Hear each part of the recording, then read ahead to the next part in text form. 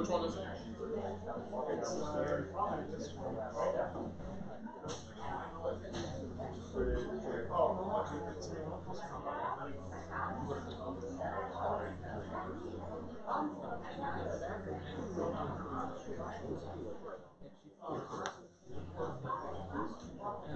I'll see what happens.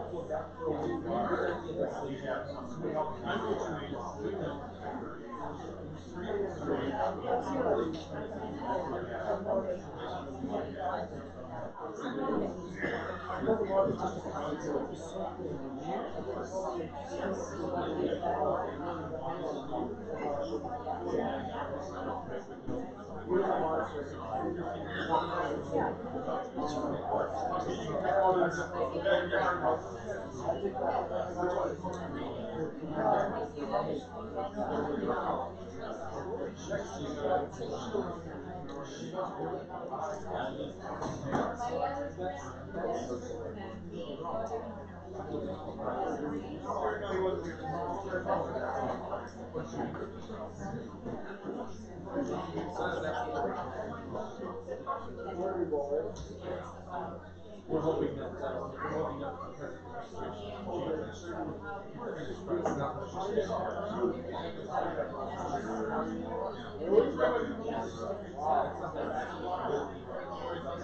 when she first started,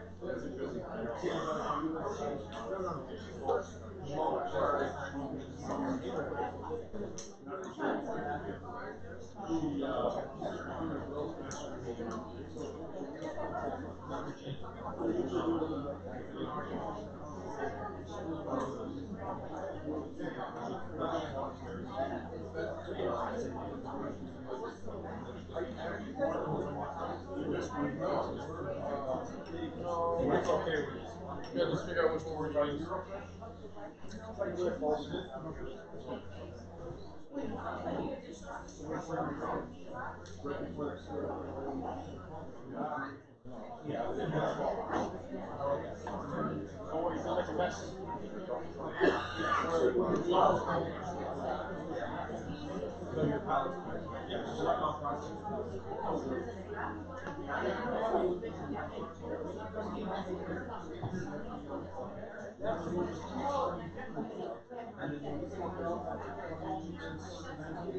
Okay, everyone.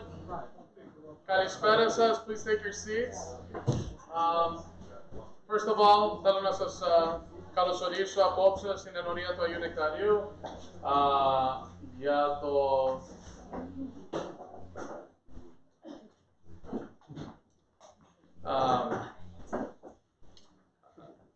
κήρυγμα απόψε που θα προσφέρουμε.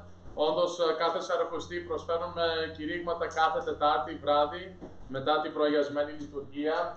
Και φέτος έχουμε ένα ωραίο πρόγραμμα που έχουμε 6 διαφορετικοί άνθρωποι που θα μας ομιλήσουν. Μερικοί είναι ιερείς, άλλοι είναι λαϊκοί που έχουν σχέση και εργάζονται όντως για την Εκκλησία του Χριστού και οπότε θα μας κηρύξουν και θα μας οδηγήσουν προς τον πιο κοντά με τον Χριστό. Και οπότε θα ακούσουμε απόψε ένα ωραίο κήρυγμα από τον Ιεροδιάκονο και γιατρό, τον Θεόδωρο Saclarides. Οπότε τώρα ετοιμαζόμαστε το PowerPoint του πατέρα τον Ιεροδιάκονο Θεόδωρο, αλλά θέλω να τον καλωσορίσω, θέλω πρώτα να τον ευχαριστήσω για την ωραία του λειτουργία, την προγιασμένη λειτουργία που μας έδωσε και όντως θέλω να ευχαριστήσω την ενορία των Αγίων Πέτρων και Παύλων που μας άφησε να έχουμε τον Ιεροδιάκονο απόψε, οπότε εκεί συλλειτουργεί μαζί με τον προϊστάμενο, τον πατέρα Δημήτριον Andrews και εκεί υπηρετεί και εκεί βοηθάει για πάρα πολλά χρόνια στον Ιερό Ναό των Αγίων Πέτρων και Παύλων. Tonight I want to welcome each and every one of you for joining us for our Lenten lecture series. This is our first one of this year for 2023. First, I would like to thank again all of you for being in prayerful attendance for the pre-sanctified liturgy. And then I want to thank Deacon Ted Saclarides for his beautiful pre-sanctified liturgy that he offered for each and every one of us.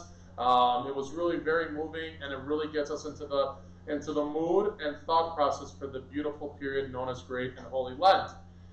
We also want to thank the community of Saints Peter and Paul for allowing Deacon Ted to be with us tonight. That is the community that he serves, and he serves with Father Demetrius Rick Andrews, and he has been there for many, many years. Deacon Ted, I'm going to read a little bit about his bio, just so we can get a little more understanding if you don't know Deacon Ted, but it's quite extensive, and when you think about it, it's very moving to see how he got to this point, to not only be a surgeon, but then also to be a true servant of Christ in the ministry of the Holy Diaconate in the Orthodox Church. Deacon Dr. Ted Saclarides earned a bachelor's degree in mathematics and chemistry from Vanderbilt University, so clearly he's smart. Good job, Deacon Ted. He subsequently earned his MD from the University of Miami Miller School of Medicine.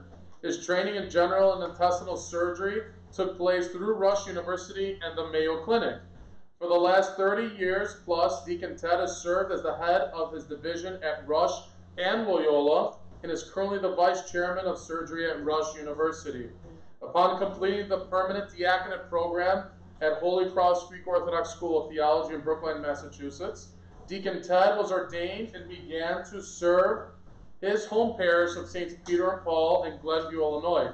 While successful in his medical career, it is his diaconal service, his 5 children, and his 6 grandchildren, which are the most important things in his life and truly sustain him and give him the beautiful blessings that are upon him and his beautiful family. So we want to take this opportunity first to thank Deacon Ted with a round of applause. And we look forward to hearing this beautiful lecture and discussion from Deacon Ted for his efforts as well. Thank you, Deacon, for being here tonight. God bless you. Well, thank you for this invitation. Can everybody hear me? Yes. Okay. So, everybody is on a journey going from one place to another, and that's what theosis is all about. It's becoming in the image and likeness of God, and how we do it and when we do it in our lifetime, it's very variable. And I was ordained a deacon 6 years ago, but I've been a surgeon since 1988. Why did I become a surgeon? Well, I've always been attracted to science and mathematics, and not only that, but when I was 8 years old, my yaya, after drinking her coffee, looked at the bottom of the cup and read the grounds in the bottom of the cup and said, "You're going to be a surgeon." And you don't argue with yaya, right? I mean, whatever she says is what you do. And then my journey to the diaconate is, I'm still trying to figure it out, why I'm doing it, other than to tell you that it's probably the most meaningful thing in my life. But one day, Father Angelo Artemis, who was at St. Peter and Paul for about 10 years, told me about the diaconate program at Holy Cross in Boston and said that you should do it. And I didn't know anything about it. I just sort of took my time, and he kept pushing me, and then one day he threw the application in my face and said, "If you don't fill it out, I'm going to." So I did, and I was ordained 6 years ago. I will tell you that being clergy in the Orthodox faith is physically much more demanding than being a surgeon. I don't know that many people appreciate what these gentlemen go through in running a parish. It's staggering what they have to do. So how do I do this again? Like, no, the other one. This way? Left. There Okay. Oh, there you go.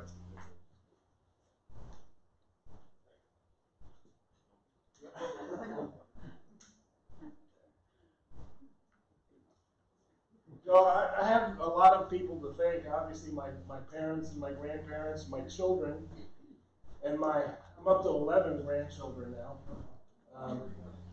Clergy along the way.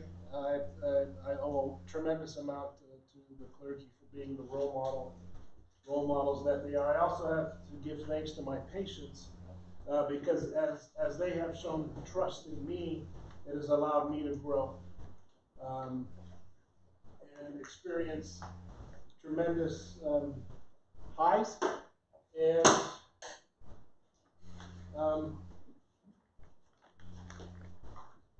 I appreciate my patients for the trust that they have shown in me.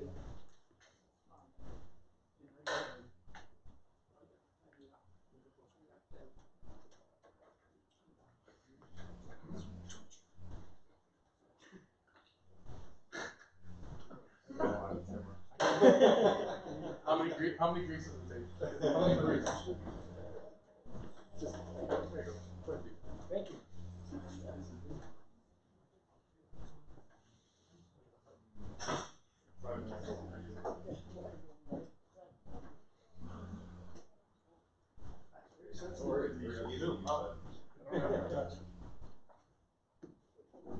Okay.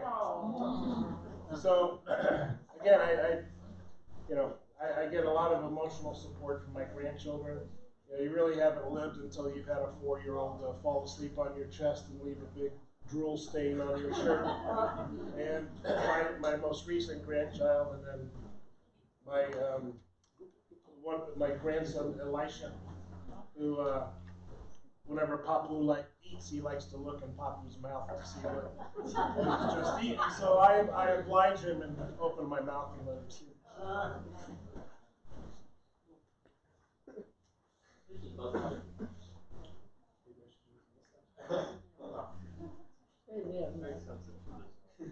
Okay. So in preparation for this talk, I wasn't sure which hat I should wear. Should I wear my Kalimavki or my surgeon's attire? And I think that I'm going to wear both. It's hard to know where one stops and the other begins.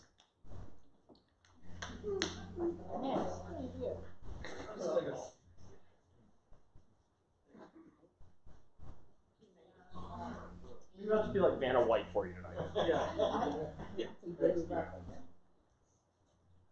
And I also have to give a lot of thanks to Metropolitan Nathaniel for being the warm hierarch that he is. And whenever I serve with him, I have a tendency to get very nervous, I'll admit it. I have a tendency to perspire. And he teases me about it. And one day we were having liturgy, and I was standing on the solea by the throne holding his staff, and it was just me and him. And the liturgy was going on, the beautiful choir, the priests, everything was beautiful, and he turns to me and he goes, "Diaco, you're sweating." And I said, yeah. He goes, "Are you nervous?" I said, Of course I'm nervous."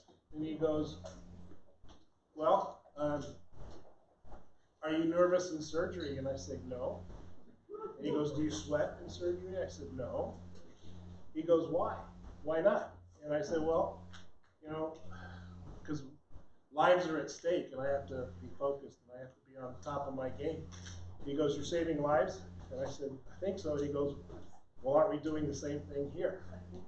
And here he and I were having this private conversation on the solea in the middle of the liturgy, and it just really was a tremendous revelation to me.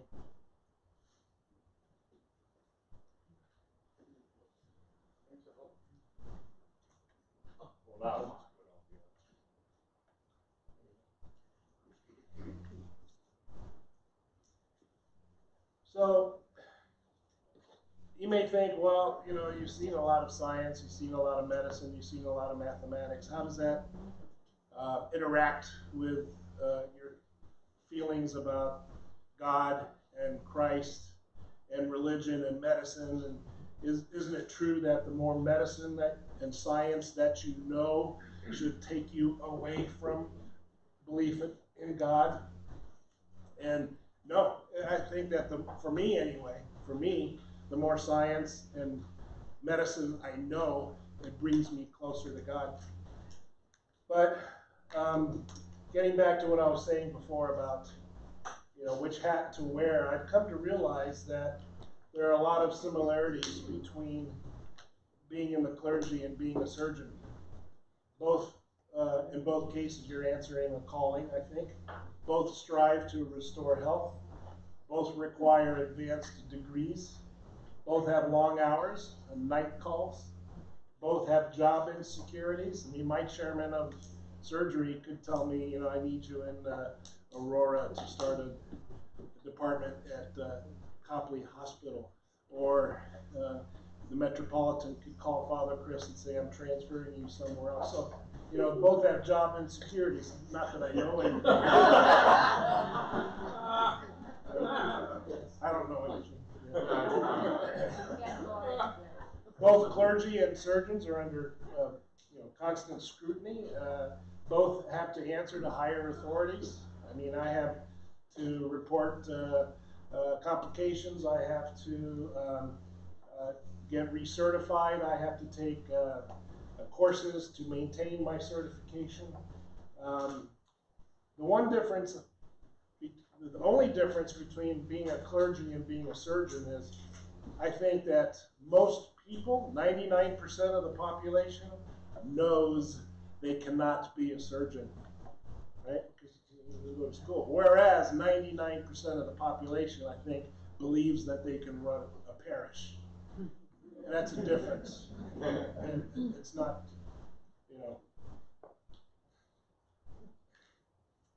Oh, just roll up. Now just slide up and down. Slide up. There you go. Yep. Okay. So, does knowing science mean that you're moving further away from God? I don't think so. I think that knowing physics, knowing chemistry, knowing biology leads you to believe that there is a higher power, and that higher power has created structure, that higher power has created reproducibility throughout the universe, that higher being has created uniformity. No matter where you are on the planet or in the universe, certain laws apply. And that is a reflection of organization and uniformity. It's not random. It's not random. So let's go through chemistry, biology, and physics and how they relate to a belief in God. So I don't want to bore you too much with some of these details, but everything in our universe consists of atoms. Atoms are the smallest particle known to mankind. Obviously you can't see them with your naked eye. You can't even see them with a microscope. But every element on our planet, the smallest structure is an atom. So what is an element? Well, hydrogen is an element. Oxygen is an element. Iron is an element. And when these different atoms of these elements combine together to form molecules, then you get more elaborate structures. Like when hydrogen and oxygen combine, what does that give you? Water, H2O. When an atom of sodium and an atom of chlorine come together, what does that give you? Table salt. That's correct. And high blood pressure. So H2O, water. H2SO4, meaning 2 atoms of hydrogen, sulfur, and 4 atoms of oxygen. That gives you sulfuric acid, which is a pretty strong cleaning agent. Table salt. 1 atom of nitrogen, 3 atoms of hydrogen gives you ammonia. And H2S is hydrogen sulfide. It's what makes rotten eggs smell the way that they do. Yuck. So, now, how many atoms are there? You probably think that, well, there's so much in the world, and there's so much material in the world, there's got to be millions of different atoms, different elements. And there's only 94 in existence. It's how those atoms come together to form compounds and living structures, right? So this is the basic structure of an atom. It's got a central nucleus and then rotating electrons around it. Here, in this particular one, you see 3 rings. Well, there could be 8 rings. Here you see 1 electron in this ring. Well, there could be up to 7. So, a very smart man, a Russian man, came along. Dmitri Mendeleev was born in Siberia, and his grandfather was a Russian Orthodox priest. But Mendeleev's love was chemistry, and he took these 94 elements and found out that you can organize them in different rows and columns that can explain the whole world, based on the number of rings around the nucleus, based on the number of electrons in the outer ring, and he came up with a periodic table. It's one piece of paper that can explain the whole world. To me, that's a reflection of structure, organization, thought, reproducibility, God.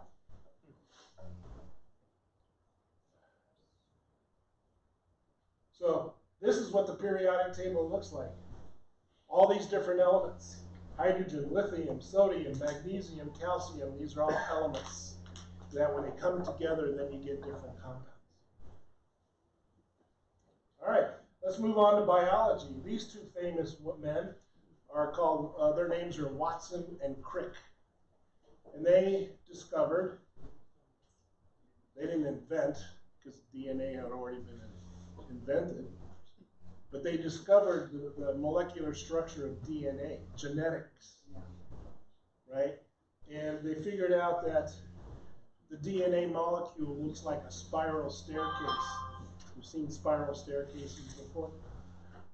And our DNA is basically composed of 4 building blocks, just 4.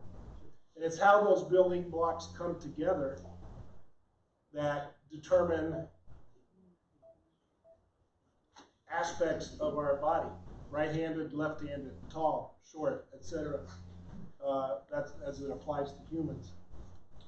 But because of their discovery of the DNA structure, this has led to so much knowledge: genetics, forensic medicine, etc. So this is the spiral staircase. And again, there's 4 basic building blocks: the adenine, thymine, guanine, and cytosine. And here how they come together, and then that thing spirals, and it's found in the nucleus of our bodies, right? Does my DNA differ than yours? No. Does my DNA differ than yours? Yes. No. No. 0.1% difference from one human being to another one. 0.1%. Okay. How about my DNA? Does my DNA differ than a gorilla's? Don't answer that. But it doesn't really, except I think it's 1.2% difference between me and a gorilla. How about my DNA and the DNA of a banana? Interestingly, I think the number is 40%. The DNA, 40% of my DNA is shared in the banana. So when my yaya used to say, you know, you're driving me bananas, she knew what she was talking about. So this is what we share with other living organisms, our genetic information. Other humans: Neanderthal, a caveman. 99.7% of our DNAs are the same. Chimpanzees, pigs, cats, mice, bananas, cabbage, apples. Amazing, isn't it? What does this mean? Again, to me, it means that there's structure, there's organization, there's reproducibility in our universe. God. Let's move on to physics. Sir Isaac Newton was a very famous physicist, and he has 3 different laws. The laws of inertia, right? This is going to stay put until an outward force comes along and moves it. You know, that's a basic law of physics. Gravity is a basic law of physics, right? And I would dare say that gravity on the planet Earth is the same as gravity on the planet Mercury. It's the same physics. And again, what does that imply? It implies structure, uniformity, reproducibility throughout the universe. In other words, something is organizing all of this. It's God. So there's a lot of different laws in physics with people's names attached. Ohm's law, Coulomb's law, Bernoulli's law. This will explain why airplanes can take off. I won't go into it. Archimedes' principle, Kepler's law. But my favorite law is Yaya's law. Unconditional love and avro lemano fixes everything. Right? That's universal. All right. So, medicine and being a deacon, I've tried to combine as best I could the 2 different worlds. And becoming a deacon has taught me how to pray. I'm not apologetic about my faith. My students and my residents know what I do on Sunday morning and don't call me. Every once in a while, one of them forgets. They only do it once. My favorite part is reading the gospel. You know, I used to think that, you know, tonight I'm going to read this passage and tomorrow night I'm going to read a different one. You can't do that. You can spend a whole week on one passage. What does this mean? And what does this mean? You can spend a whole month reading one passage. You can't go through it quickly, and I've really learned to come and love reading the gospel. It helps. Being a deacon has helped me network as well. I've seen many of you today that I've met during my medical career. I really enjoy going to the Pan-Orthodox services because, you know, after the coffee hour after Pan-Orthodox, I'll see people from the hospital, and I didn't even know you're Orthodox. And now it's just like, you know, it opened my eyes to the beautiful world and community that we have. I ask for his help in the operating room all the time. I say the Jesus prayer. Because surgery, many operations, you're just an inch away from major hemorrhage or complication or a catastrophe. And feeling the Lord's presence is paramount. I've learned that every patient encounter is an opportunity for Christ's love and his presence to become manifest.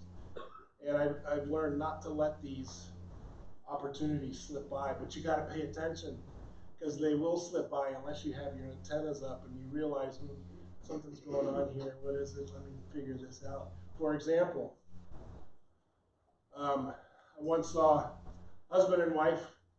She had cancer. We talked about her cancer. They had a Jewish last name.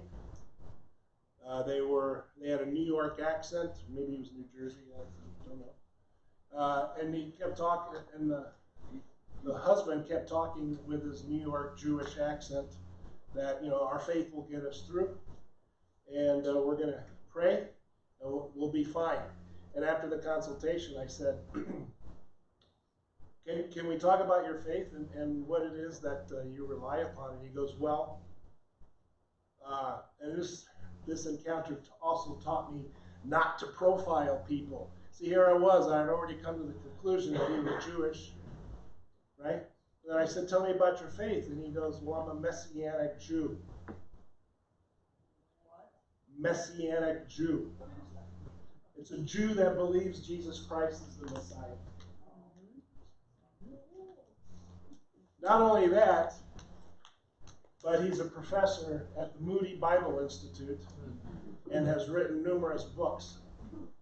I felt like this big because I had profiled him, and here he was, a very devout, knowledgeable Christian. And from time to time, I'll call him up and I say, what does this passage mean? What does this passage mean? Like one time I called him up and I said, what does it mean when you can't love your father or mother more than me, or you need to leave your father and mother? And he goes, his interpretation of that was, well, you know, it's just a reflection that during our lives we will have difficult decisions to make. It may be your mother or father, it may be a job, it may be deciding where you're going to live, but there's going to be some difficult decisions, and Christ should always be at the center of your thought process. And then he went on to tell me how his father, who lived in Israel, found that when he found out that his son had converted to Christianity, stopped talking to him. And he even made 3 trips over to Israel to knock on his father's door, and his father wouldn't take him in. So he had a difficult decision to make. All right. So I mentioned that I like reading the gospel. The word has been readable for 2,000 years, and it gives me great comfort to know that I can read the very words that were read at my great-grandparents' wedding. I can read the words that were read at my dad's brother's funeral, who was killed on D-Day, World War II. I can read the words anytime I want where our presidents have been sworn in. And there's a Bible at each inauguration. Sometimes it's open or closed, sometimes there's 1 or 2 Bibles. But the most frequently used Bible is the one that George Washington used from 1767. Most frequently read books are Psalms, Isaiah, Proverbs. Corinthians 1 is the most common passage read. Harry Truman had read Beatitudes at his inauguration, Calvin Coolidge, Roosevelt, etc., George Bush, the Beatitudes. But Dwight Eisenhower quoted Psalm 33, "Blessed is the nation whose God is the Lord, the people he chose for his inheritance." It's very powerful. One of my favorite historical figures is Abraham Lincoln, our 16th president. He was very good at short speeches and making his speeches to the point. For example, his Gettysburg Address was 2.5 minutes, I think, and then he was done. And that's such an important piece of literature that it's engraved at the Lincoln Memorial, as is his second inaugural address. His second inaugural address lasted 7 minutes. And by the time you got your popcorn and your Coke, it was over if you left your seat. But Lincoln felt that slavery was a sin that all Americans were guilty of, both North and South, not just the South. So we should all bear the burden of this sin. God was mentioned 14 times, and in his inaugural address, he outlined his plan for reconstruction of the South. And you remember his famous words? With malice towards none, right? We've just fought this terrible war. 600,000 Americans were killed. We shouldn't harbor any ill will towards anybody. We should not have any malice in our hearts. And that reads very similar to Ephesians. And so, with malice towards none, this is Lincoln's address, with malice towards none, with charity for all, with firmness in the right, as God gives us to see the right, let us strive on to finish the work we are in, to bind up the nation's wounds, to care for him who shall have borne the battle, and for his widow and orphan. It's just amazing words, right? But it's so like the Bible reading here. Let all bitterness, wrath, anger, quarreling, and slander be put away from you, along with all malice. All right. So, again, what have I learned from the Gospels with respect to illness and sickness? There are two references in the New Testament to paralytics. I'm sure you remember them, right? One paralytic was carried on his pallet by 4 men, and they're approaching the house where Jesus is. There's crowds. It's busy. It's dusty. He could have turned around, or the 4 friends could have given up. They pushed on. They get to the house. They can't get in. So what do? They go through the roof. Okay? Now, have any of you been canoeing? Ever been on a canoe trip? 1 man or 2 man? Two. Two. Right. You know how hard it is to paddle with somebody else? Right?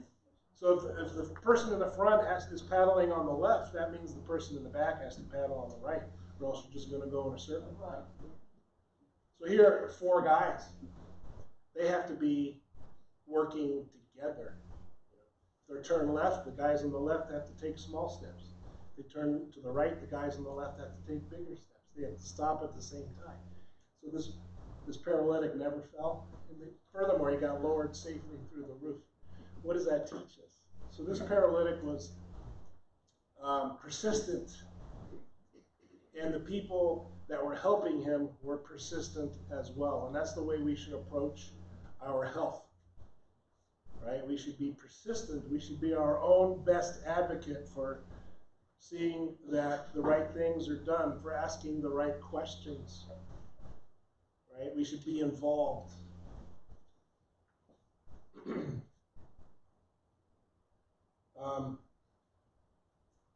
So with illness and suffering, we should also remember that Jesus suffered, right? And if we are to become in communion with Jesus, then suffering is going to be a part of our lives. It's unavoidable. It's inescapable. We will have suffering. And by enduring the suffering, we are in communion with Christ. We're in communion with many of the saints. We're in communion with the disciples.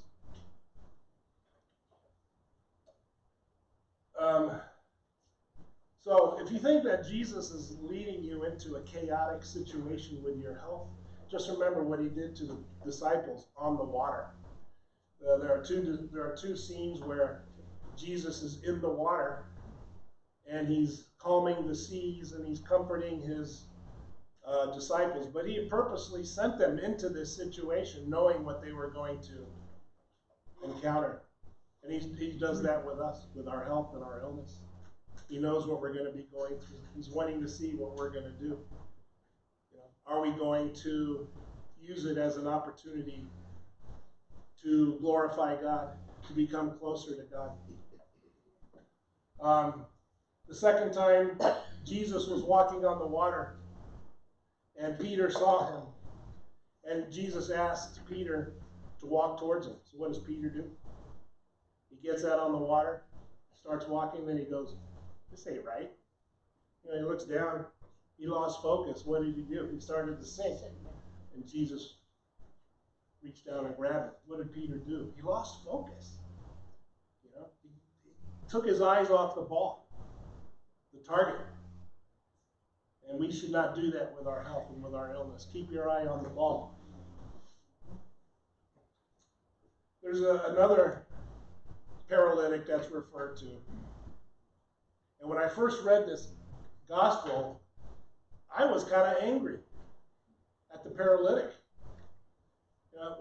So what does Jesus do? So the scene is this. It's in Bethsaida. There are these pools, healing pools, and the sick and the suffering and the paralytics come and sit around the pools. And this one pool in particular, whenever there's a stirring of the water, that's a sign that an angel has descended. And the first person to leave his spot and get in the water will be cured. Right? So Jesus walks on the scene. All these paralytics or sick people are sitting around. And Jesus walks up to this one particular man. And what does he ask him? says, You want to be healed. exactly, he goes, do you want to be healed?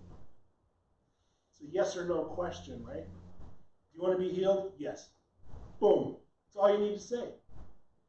But what does this paralytic do? He uses it as an opportunity to complain. And he goes, well, you know, I've been here for 37 years and I can't get to the water, and by the time I get somebody to carry me, the water is not angry anymore and I can't be cured, and there you go. And so instead of saying, yes, Lord, I want to be cured, he was complaining and showing that, you know, he was reliant, he had become dependent on others. He had lost his dependence. And begging and whatnot was probably his only means of financial support. So he might have been a little angry when Jesus cured him, because now he's got to work for a living, right? So as Jesus was departing, he tells as the paralytic was leaving Jesus, Jesus said to him, go and sin no more. What was that paralytic's sin? Adultery? Murder? No. His sin was lethargy, apathy, not caring, not being motivated. Those were his sins.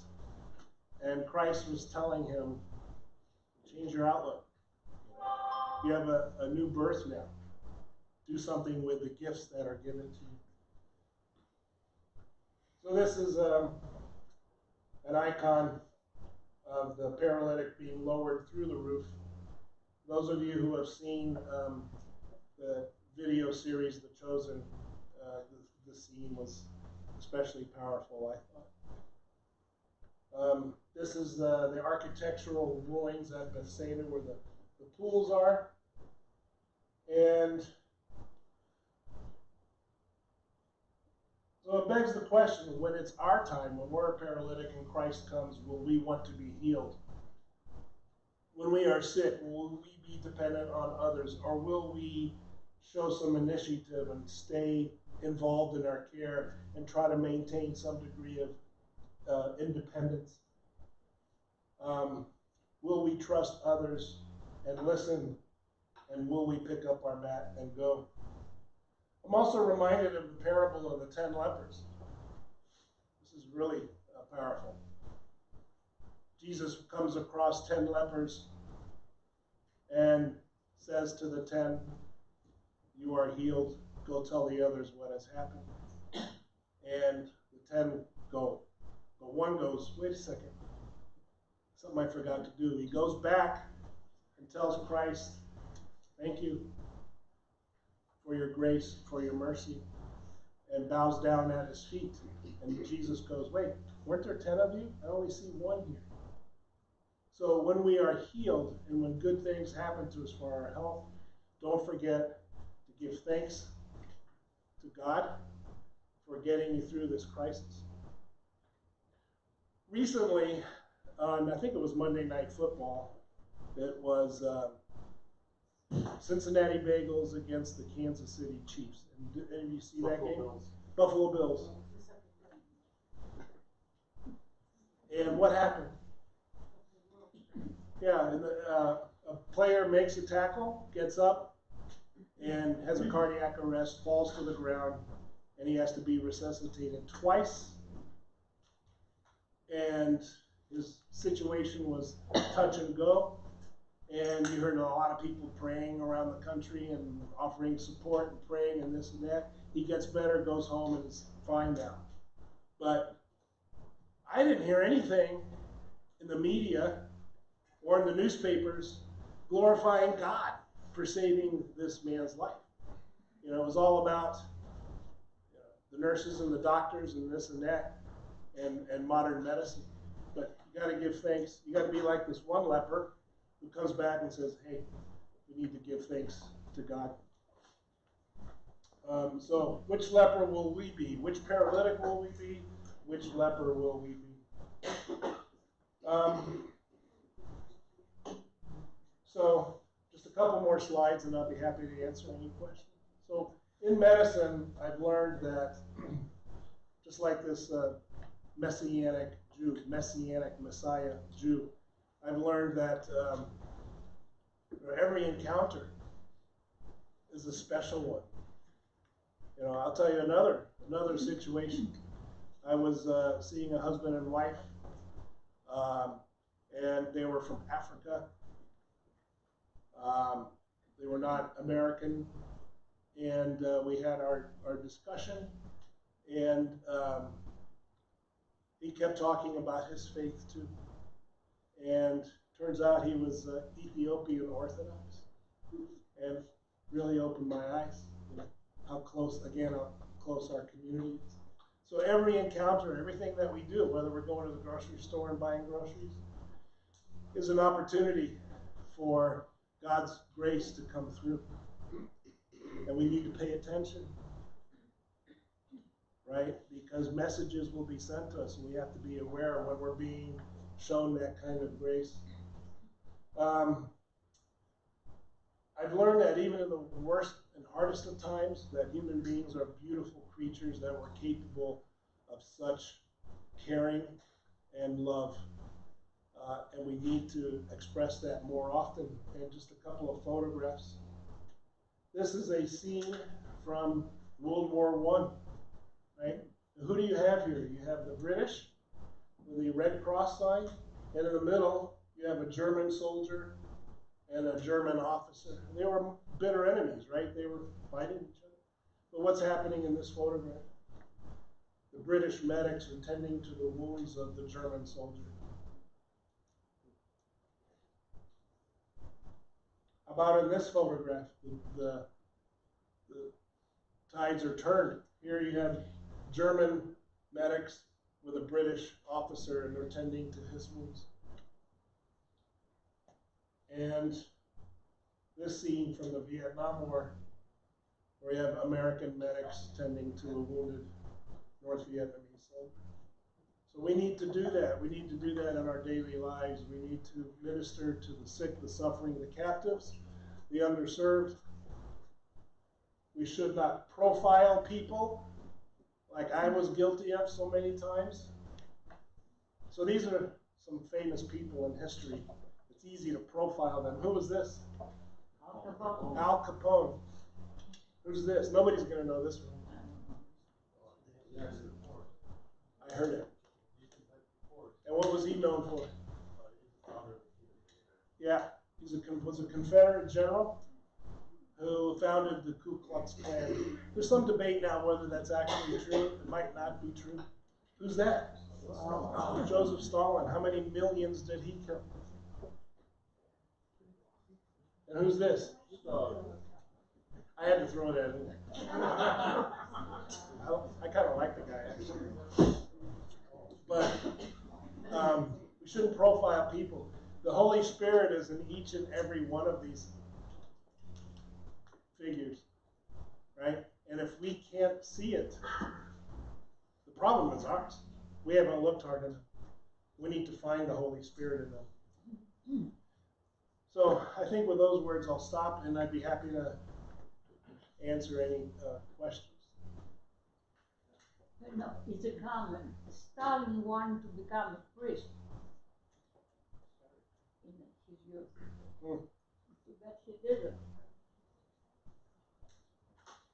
So, speaking about that, please, how would you clarify for us what means to know what's the calling of your life?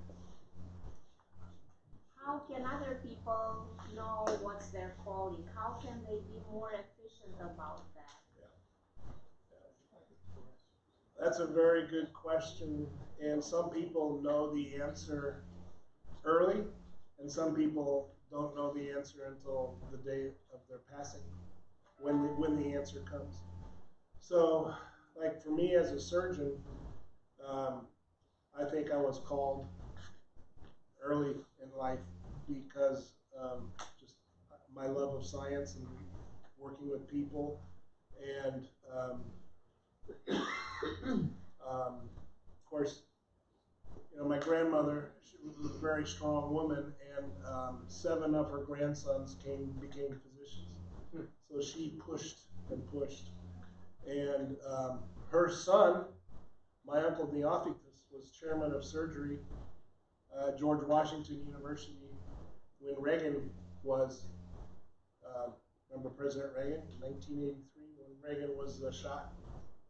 And my uncle took care of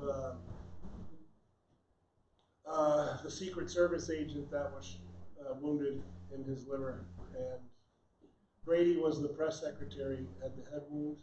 Reagan, I'm trying to remember the anyway, so that's a tough one to answer. I think that you have to keep your antennas up, and part of prayer is silence.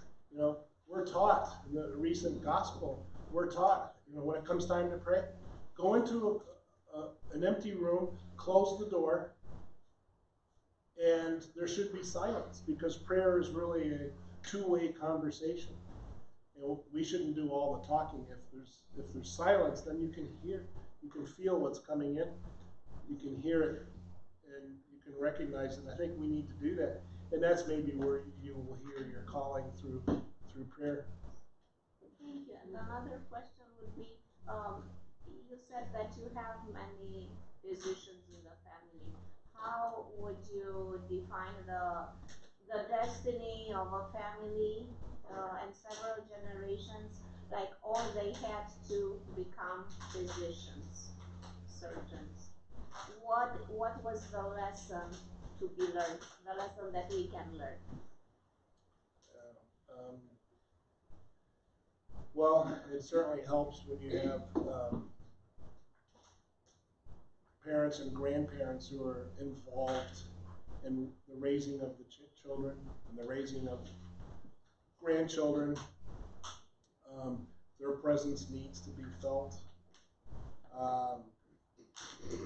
They have responsibilities that they need to follow up on and not become absentee.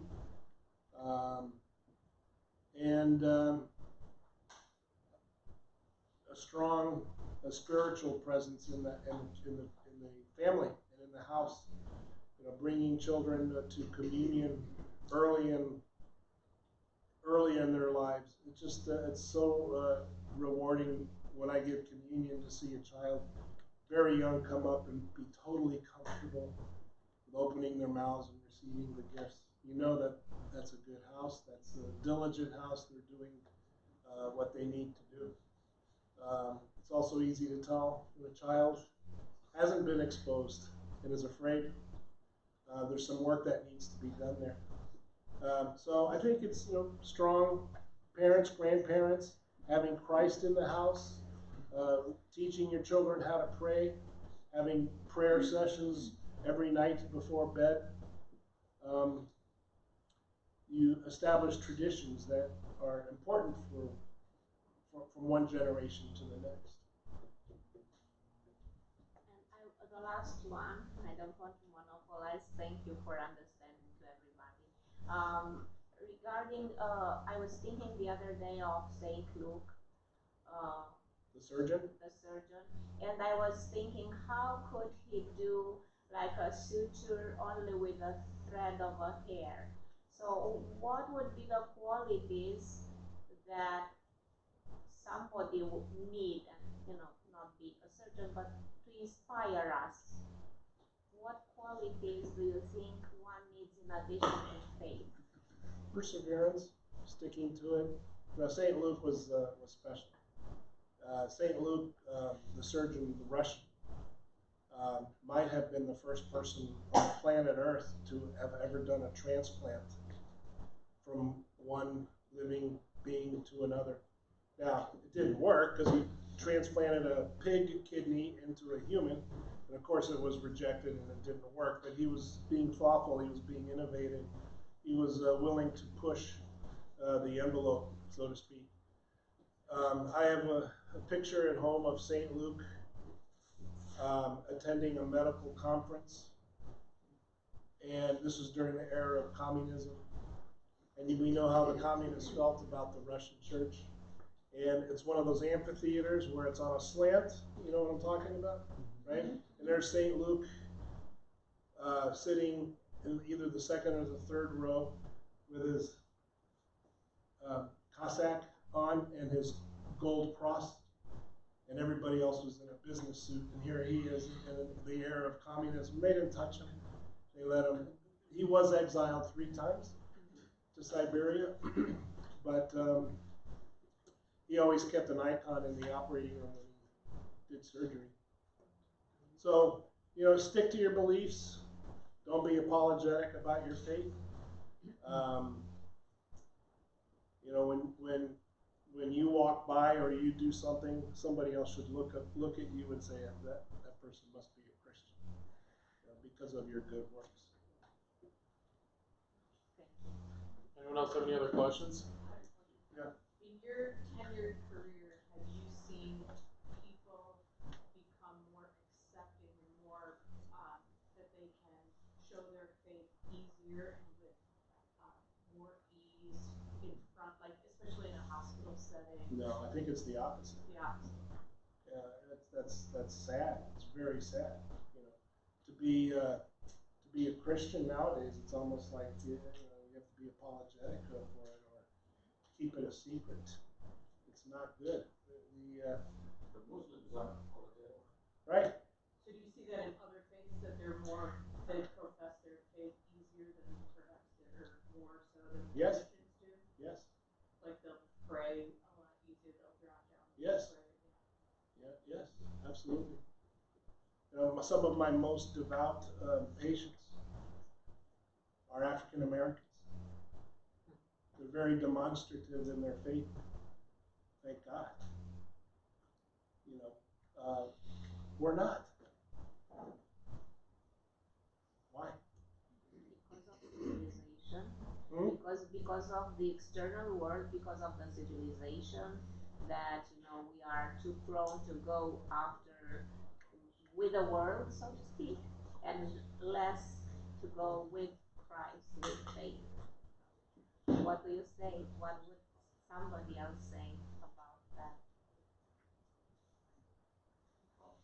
Well, if I could just get back to what I was saying before. I operated on a lady once, a wonderful, very devout African American lady. And she had cancer, and we did surgery, and I wasn't able to get everything out. I couldn't get all the cancer out. I got 90% of it out. And I went to go tell her, and I was expecting, a difficult encounter. I was expecting her to be angry and say something like, I should have gone to another doctor, not you. And I went and told her, I said, we got 90% of the cancer out. You know what she did? Praise Jesus! You got 90% out, and we're going to work on that last 10%. Taught me something.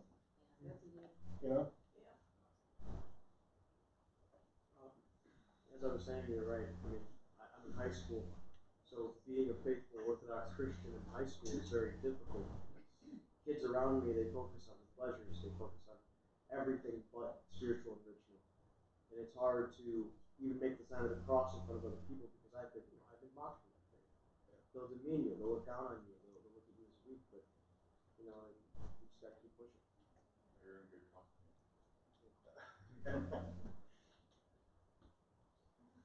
What would be the solution in this case? Just to make the sign of the cross, in full display so others can see, or just to make the sign of the cross mentally, or with the tongue or something like that? What would be the advice? I think that so my outlook on this is I think Christians should be more militant in our expressing our faith. Let the world know. I don't want to hide it.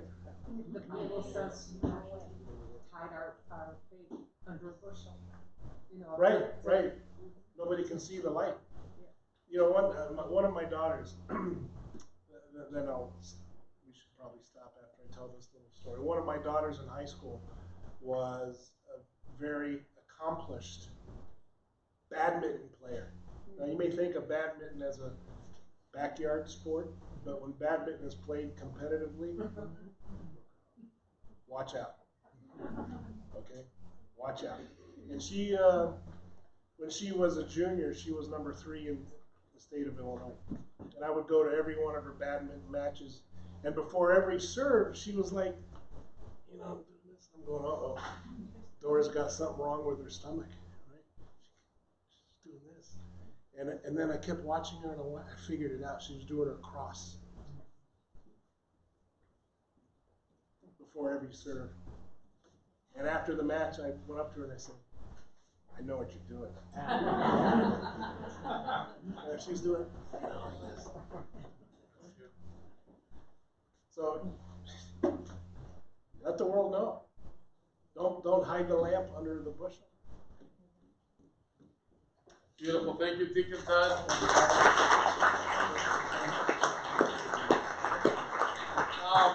Before anyone moves, Deacon, I want to keep you up for a sec. Obviously, we thank him for his beautiful presentation, his words, and everything else. But picking off of where Deacon Ted is speaking about, I do want to highlight another point, and it's not to out of pride, but out of humility. We have one of our own here as well, too, who also has a very similar dedication to Deacon Ted, and that is one of our own, which is Dr. Peter Chores. Dr. Peter Chores is an orthopedic surgeon, and I've known him for quite a while. I know Father Chris Kerhulis knows him. Many of you know him and his beautiful wife Priscilla, and he embodies a lot, especially from the medical field, that Deacon Ted does, especially about his faith, expressing it with his people. And I was always humbled in that manner, what you said about expressing your faith, because I would see Dr. Peter, he would be at Swedish Covenant when I was at St. Demetrius in Chicago, and he would come across the street, he'd go light his candle, he'd be in his scrubs. I assumed that everyone would see what he was doing. Or when I went in for treatments, there were a few times I came in my row, and they all saw, and not everyone, because I was right next door, so I had to run over. They saw me, they're like, who's this guy or whatever? He said, this is Father Chris, please welcome him, and this and that. It was very humble, so it shows to the attitude, especially about what Deacon Ted was pointing out to, is not being apologetic. There's nothing to hide. There's nothing to be afraid of, but out of faith to express it openly and letting our light shine forth to everyone. So God bless you, Deacon Ted, Dr. Peter, all of you. Thank you for being here tonight. God bless you. God bless Lent. God willing, we'll see you this Friday for the first salutation service, and then join us for the following Wednesdays for the other beautiful Lenten lectures that we will offer here at St. Nectarios. God bless you, and have a peaceful night.